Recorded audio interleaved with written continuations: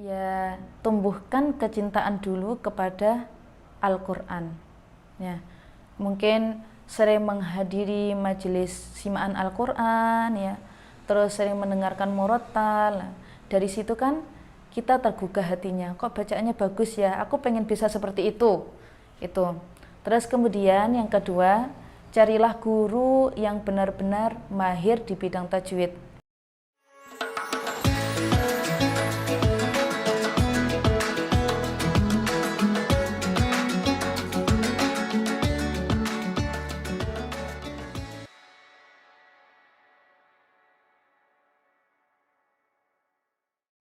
Assalamualaikum warahmatullahi wabarakatuh. Hamdan wa syukran lillah, salatan wa salaman ala rasulillah, amma ba'du. Nama saya Dewi Hanida dari Pondok Pesantren Bahrul Ulum, Kedung Bajul, Durinan, Trenggalek. Riwayat pendidikan pesantren saya di Pondok Pesantren Wali Songo juga Jombang. Kemudian tabarukan ke Kiai Najib Abdul Qadir di Pondok Pesantren Al-Munawwir Krapyak, kemudian mengambil sanad Al-Quran di Kiai Haji Fatoni Demyati, Mojokerto.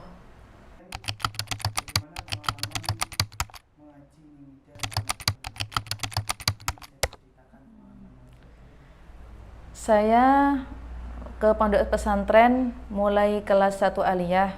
Mulai saat itu kula menghafalkan Al-Quran. Sebenarnya dari rumah sudah punya celengan sekitar 5 juzan. Kemudian di pondok 1,5 tahun saya menghatamkan Al-Quran setoran di salah satu ustadzah di pondok tersebut. Setelah hatam, saya setoran ke beberapa guru, termasuk Kiai Haji Ahmad Syakir Ridwan, pengasuh Pondok Pesantren Madrasatul Quran Tebuireng. Ada Ustadzah Ummu Habibah Osman, guru saya dari Pondok Pesantren Wali Songo itu. Nah, dari setoran ke beliau melihat ada bakat musabaqah hifdzil Quran dalam diri saya.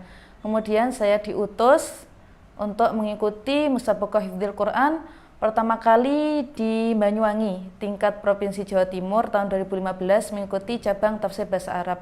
Kemudian dari itu akhirnya mendapatkan juara dan dikirim ke nasional. Alhamdulillah sampai yang terakhir kemarin kula tampil di Dubai tahun 2019.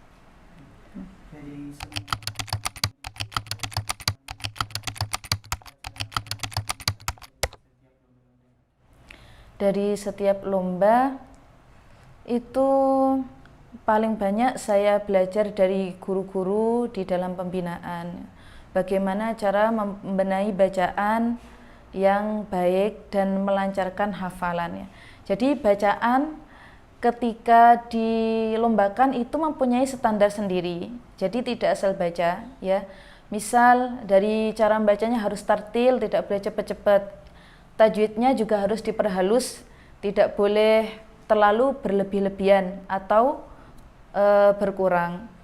Nah, dari situ akhirnya saya mendapat banyak ilmu dan pengalaman.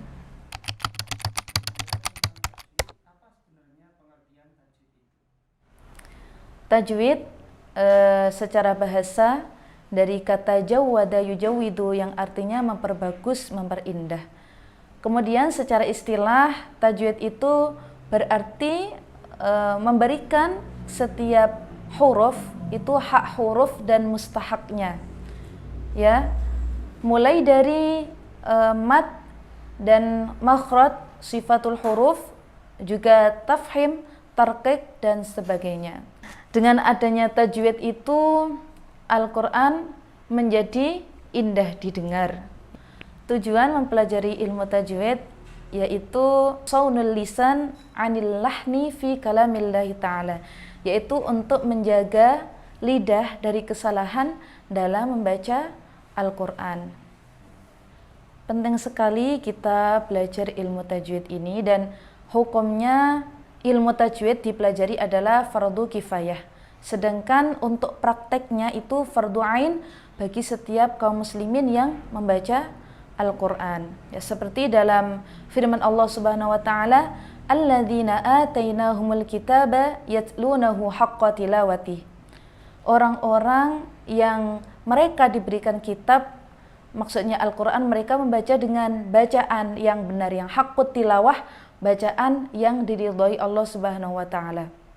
Nah, Imam Al-Jazari dalam nawamannya berkomentar, wal akhdhu bit tajwidi hatmun lazimun, dan membaca Al-Quran dengan tajwid adalah suatu kewajiban. Man lam yujawwidil Qur'ana asimun, barang siapa yang tidak membaca Al-Quran dengan tajwid maka ia berdosa. Li'anna bihil ilahu anzala, karena dengan tajwid itulah Allah menurunkan Al-Quran. Wa hakadha minhu ilaina wasala, dan begitulah sampai kepada kita.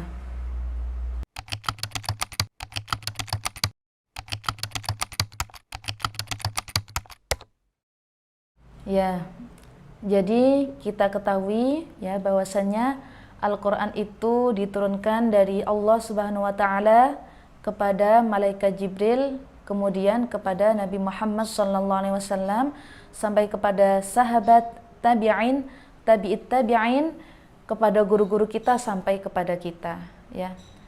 Jadi mempelajari ilmu tajwid pun juga demikian. Jadi bersanad mutawatir dari guru kita sampai kepada Rasulullah SAW. Selain kita mempelajari ilmu-ilmu tajwid ya, kita juga harus bertalaqi kepada guru.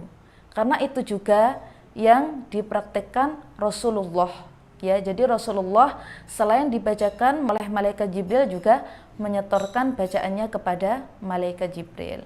Nah, maka dari itu untuk bisa membaca Al-Quran dengan bacaan yang baik dan benar, maka harus berguru kepada orang yang bacaannya baik pula dan bersanad sampai kepada Rasulullah SAW.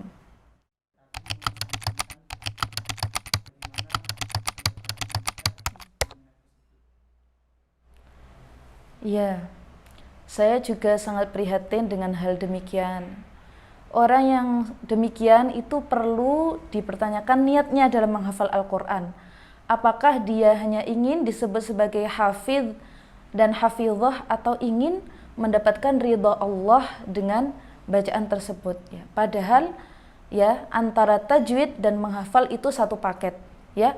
Belajar membaca Al-Quran dengan benar itu wajib, sedangkan menghafal Al-Quran itu bukan suatu kewajiban atau kesunahan. Makanya yang perlu didahulukan adalah belajar tajwid dulu. Setelah tajwidnya bagus, baru boleh menghafal Al-Quran. Makanya para ulama-ulama terdahulu ketika ingin menghafalkan Al-Quran itu membaca binadhar sampai khatam beratus-ratus kali. Itu baru menghafalkan seperti itu. Baik.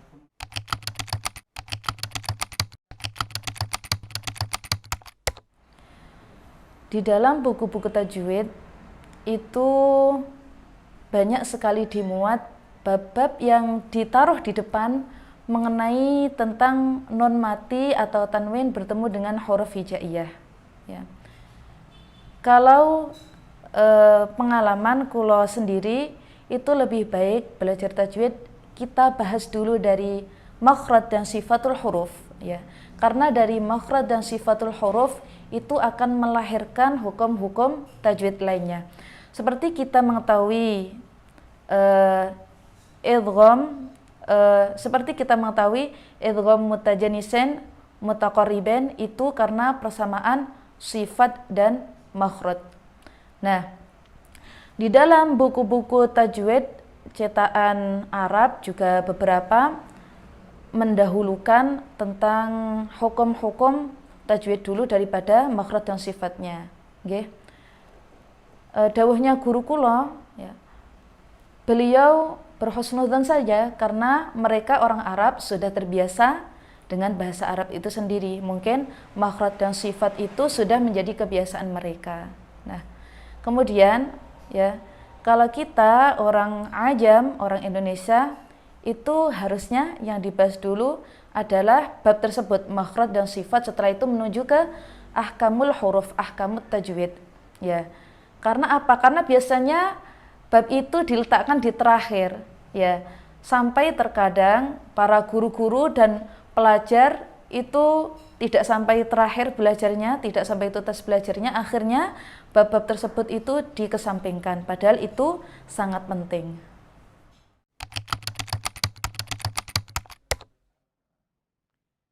Ya, tingkatan dalam baca Al-Quran itu ulama qurra ada yang membaginya menjadi 3 tingkatan.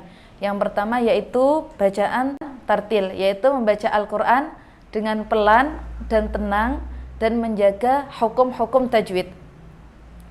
Terus yang kedua yaitu tingkatan bacaan tadwir, pertengahan antara pelan dan cepat dan tetap menjaga hukum-hukum tajwid. Yang ketiga yaitu hadr, tingkatan bacaan cepat. Dan yang harus diperhatikan ketika membaca Al-Quran cepat ini harus tetap mempertahankan hukum-hukum tajwid. Ya, tidak boleh mencampur adukkan huruf, kalau dalam bahasa Jawanya itu geroyok, ya kurang jelas. Nah, kemudian dari tingkatan bacaan tersebut itu kita juga harus bisa mengukur bagaimana kita memberikan dengung atau mat-mat yang pas. Misal kita membaca tartil, ya seperti ini. Innal ladzina kafaru sawa'un 'alaihim a anzartahum am lam tunzirhum la yu'minun. Nah, seperti itu.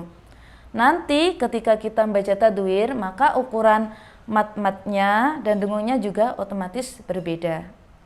Misal seperti ini. Innal ladzina kafaru sawa'un 'alaihim a anzartahum am lam tunzirhum la yu'minun. Nah, seperti itu. Kemudian untuk bacaan hadr, bacaan cepat, itu yang perlu digarisbawahi adalah tidak boleh ya menghilangkan hukum-hukum tajwid itu. Misal wa minan nasi man yaqulu amanna billahi wa bil yaumil akhir, ya. Jadi dengungnya tetap ada. Yang tidak boleh itu yang seperti apa? Yang menghilangkan dengung, misalnya wa minan nasi man yaqulu amanna billahi wa bil yaumil akhir, itu contoh bacaan yang salah karena menghilangkan dengung-dengungnya. Nah, kemudian pada prakteknya 3 tingkatan bacaan ini kita sesuaikan dengan kondisi atau keadaan tertentu. Misal ya, ketika tartil itu cocoknya untuk apa ya?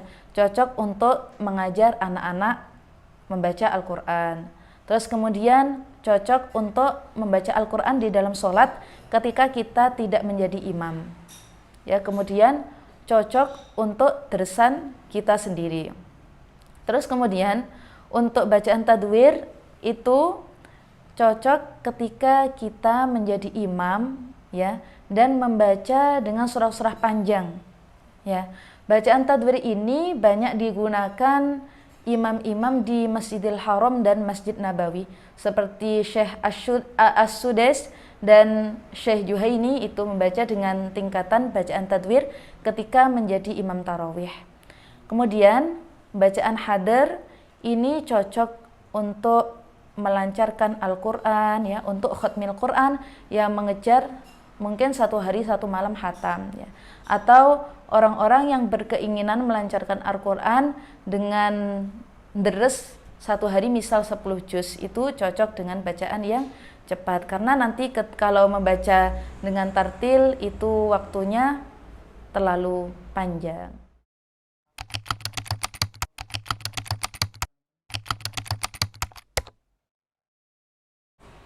Iya, suara dan lagu sangat berperan penting dalam membaca Al-Quran ya. Karena ada hadis juga yang mengatakan zayyinul Quran bi aswatikum, hiasilah Al-Quran dengan suara-suara kalian. Al-Quran itu menjadi indah jika kita membacanya dengan indah pula. Ya, jadi dengan kita membaca Al-Quran dengan suara yang bagus, suara yang indah, akan menggugah orang lain untuk mencintai Al-Quran. Seperti yang terjadi pada keislaman sahabat Sayyidina Umar radhiyallahu an. beliau masuk Islam karena mendengarkan bacaan adiknya ketika membaca surat Thaha. Nah, karena bacaan yang bagus itu akhirnya Sayyidina Umar tergugah hatinya untuk masuk Islam, ya. Jadi kita perlu mensyiarkan kepada masyarakat bacaan yang baik, yang benar, yang tartil, yang mana dari bacaan tersebut orang-orang bisa meresapi keindahan-keindahan Al-Quran. Hadirkanlah hati ketika membaca Al-Quran. Hadirkanlah hati bahwasanya Allah dan Rasulullah menyimak apa yang kita baca. Ya, kita membuat senang hati Rasulullah ketika kita membaca Al-Quran. Nah, saya juga sering berpesan kepada murid-murid, ya, sampean kalau membaca Al-Quran, kalau deres sendiri itu juga jangan asal-asalan, ya. Malah kalau sampean deres sendiri itu Gusti Allah langsung yang nyimak, ya. Jadi sampean membaca Al-Quran dengan baik, dengan tartil, bukan karena siapapun, karena panjenengan setoran langsung kepada Allah Subhanahu wa Ta'ala.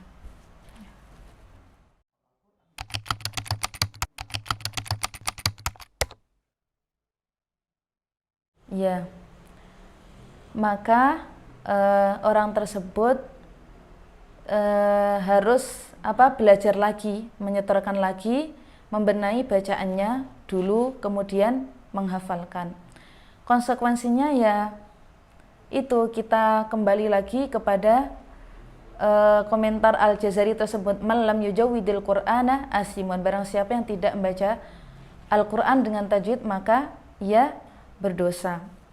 Maka bagi penghafal Al-Quran yang tidak menerapkan tajwid, ya harus dipertanyakan lagi niatnya, apakah dia ingin dianggap sebagai hafidh, hafidhoh, atau orang yang benar-benar ingin mendapatkan ridha Allah. Kalau sudah terjadi demikian, misal kalau sudah khatam, ya harus mengulangi dari awal lagi untuk bisa membaca Al-Quran dengan baik, karena itu satu paket, ya. Ketika kita menghafal Al-Quran itu istilahnya ziyadah atau tambahan, itu kita sekaligus membacanya dengan tajwid, dengan tartil, dengan waqaf ibtida dan lain-lain yang benar.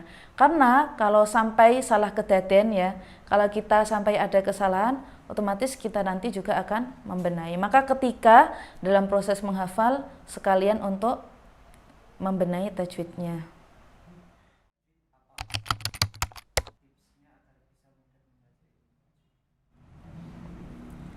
Pertama-tama, ya, tumbuhkan kecintaan dulu kepada Al-Quran, ya. Mungkin sering menghadiri majelis simaan Al-Quran, ya, terus sering mendengarkan murattal. Dari situ kan kita tergugah hatinya, kok bacaannya bagus ya, aku pengen bisa seperti itu. Terus kemudian yang kedua, carilah guru yang benar-benar mahir di bidang tajwid, ya, baik tajwid ilmi maupun amali, ya. Kadang ada orang yang mahir di dalam keilmuan tajwid tapi pengamalannya kurang. Ada juga orang yang mahir di dalam membaca tapi keilmuannya kurang. Maka carilah guru yang mumpuni dalam bidang tersebut. Kemudian yang ketiga, tajwid ini yang penting prakteknya, ya. Jadi bagaimana kita membiasakan sehari-hari membaca Al-Quran dengan bacaan yang tartil sesuai dengan tajwid yang benar. Ngoten. Ya, itu masuk dalam bab lahan, ya. Dalam Al-Quran itu ada pembahasan lahan dibagi menjadi dua, yaitu lahan jali dan lahan khafi.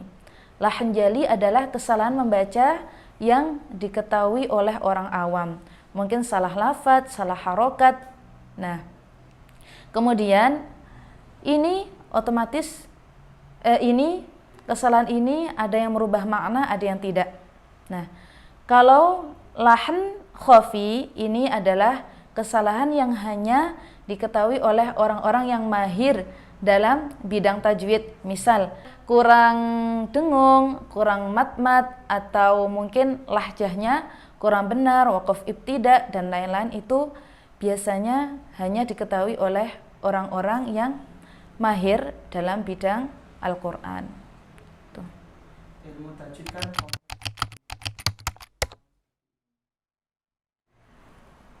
Pertama-tama saya itu belajar membaca Al-Quran dulu dengan benar dari menirukan guru-guru kulo.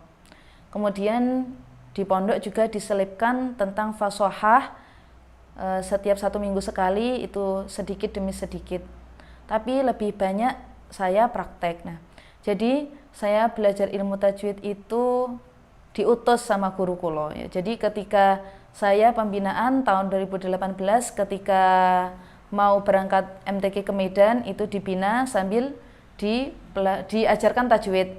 Terus kemudian 2019 saya mau berangkat ke Dubai, saya juga diajari tajwid ya, karena guru kulo ada di Mojokerto, sedangkan saya mondoknya di Jombang. Guru pembinaan ketika kulo mau lomba itu namanya Kiai Fatoni Demyati, mukimnya di Mojokerto.